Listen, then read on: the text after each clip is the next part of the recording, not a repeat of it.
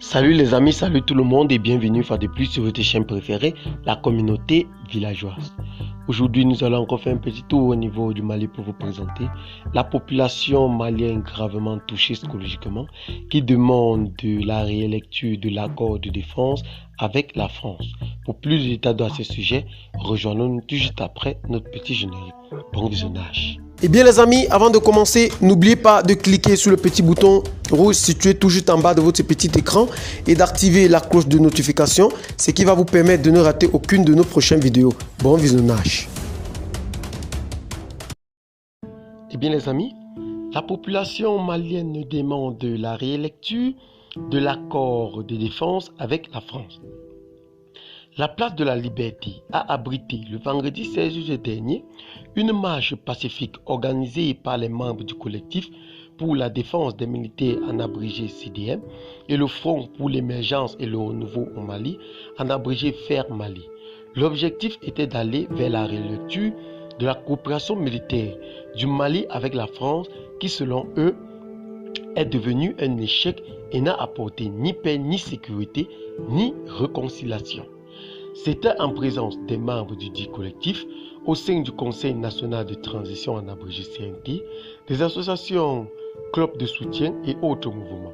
Au cours de cette marche de protestation contre l'accord de défense entre le Mali et la France, l'honorable Mohamed Ousmane Hadj Mohamed, président du mouvement pour la restauration de la dignité, de la sauvegarde de la nation malienne en abrégé MRDSNM, non membre du CNT, a déclaré que le refus du président de la transition, colonel Assimi Goïta, par rapport à sa décision de réviser de l'accord de coopération militaire avec la France, qui est devenu un échec, est une volonté du peuple malien à présent. Pour lui, je cite, cet accord n'a apporté ni de paix, ni sécurité, ni réconciliation, avant d'ajouter que, je cite, comme toute nation, le peuple du Mali a fait le choix de son intérêt vis-à-vis de cet accord qui est sa révision, pour qu'il réponde désormais aux aspirations des populations, dont la plus grande est de faire arrêter l'écoulement du sang des Maliens. Ceci permettra au Mali de discuter avec les partenaires qu'il faudra pour sa sécurité afin de ne plus avoir des forces d'occupation sur son territoire. Selon lui, aujourd'hui, la force Barkhane est devenue une force d'opposition entre l'État malien et sa population. Elle joue à la police et à la gendarmerie au sein de la population malienne au nord. Elle empêche l'armée malienne de s'organiser comme il le faut à travers les groupes armés. Je cite, nous avons besoin d'être sur le territoire avec seulement les Maliens au lieu de la force Barkhane et de l'aménagement. Le problème du Mali, c'est la France terroriste et djihadiste qui est à la base de tous les maux dont notre pays vit.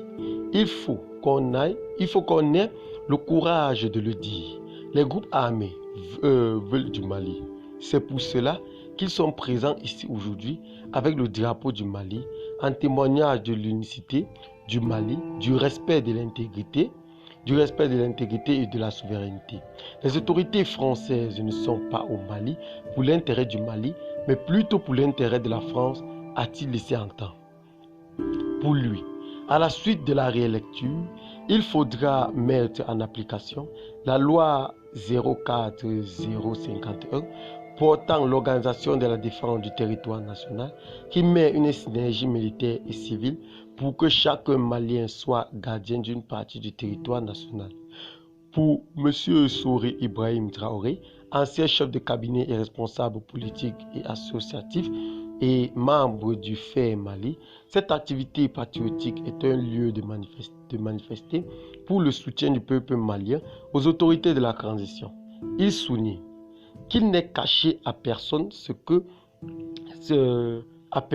cet accord de coopération militaire entre le Mali et la France n'a produit aucun résultat.